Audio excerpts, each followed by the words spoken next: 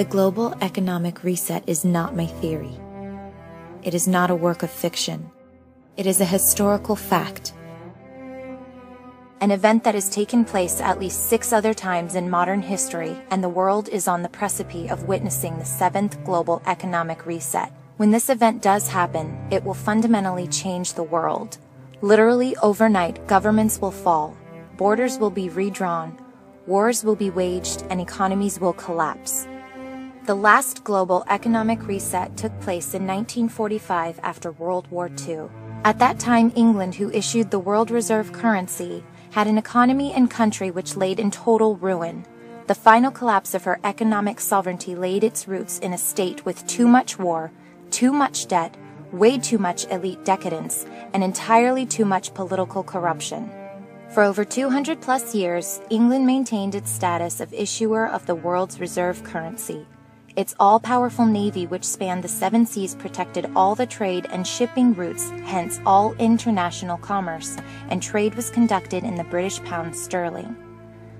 That is the role of the global reserve currency. All international trade is conducted in the currency that's been selected as the world reserve currency, hence creating a monopoly of global currency supremacy, which creates a tremendous amount of demand from all around the globe for the world reserve currency, or WRC. Just the opposite of currency demand happened in France toward the late 1700s. After a massive bout with hyperinflation, which led directly to the horror show known as the French Revolution, the rest of Europe saw France ill-suited to continue as the issuer of the WRC, and literally overnight no one wanted the French banknotes. What happened next is for the history books. All that hyperinflated currency came flooding back to France.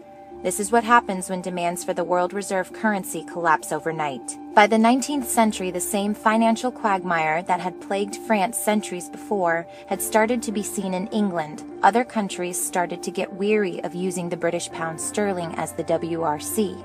So after the Second World War, the largest creditor nation of the time, the United States, with its vast untapped natural resources, booming population, and military, it became the obvious candidate.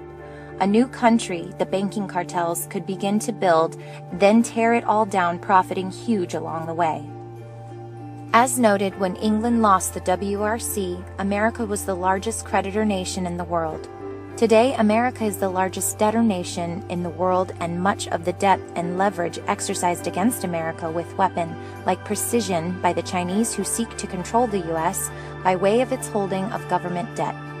And by the way, this government debt, often labeled America's debt to say that individuals owe these massive debts, is completely wrong. Instead, I would call it debt from a band of political criminals who have sold out humanity in their respective countries in pursuit of personal gain. But for America, it's not just the money owed to China. It's not about the 17 trillion national debt. It's not about the unfunded liabilities of 250 trillion, as recently noted by a Harvard economist and historian.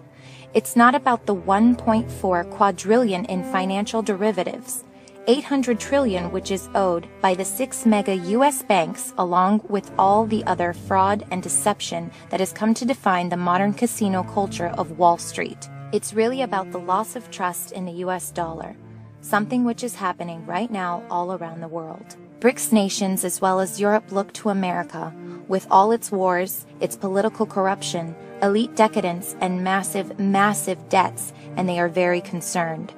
These concerns played out in the multiple bilateral trade agreement, which directly bypasses the U.S. dollar, hence creating less demand for U.S. dollars.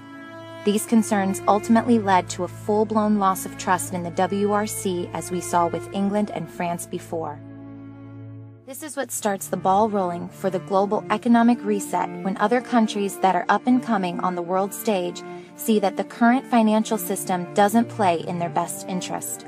Particularly countries like China, Russia, and India, all who have had to deal with massive inflation stemming from the dollar debasement policies of the private for-profit U.S. central bank, the Federal Reserve. So these concerned countries seek a way to change that financial system by way of buying hard assets like gold and real estate, while at the same time dumping U.S. debt and exchanging in bilateral trade agreements that ditch the U.S. dollar in global trade, perhaps one of the biggest signs of loss in the dollar confidence as a WRC holder. And that's exactly what we've seen happen the last several years. From the IMF coming out and saying we need to super global currency to the former finance minister of the World Bank, a Chinese national claiming we need to de-Americanize the world, or perhaps it's from people like George Soros himself, who has called China the new engine of global growth.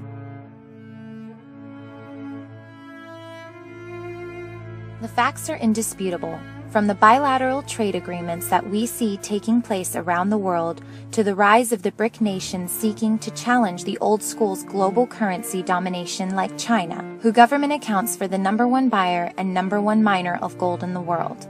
The global economic reset, ladies and gentlemen, is coming. It doesn't matter whether you believe it or not.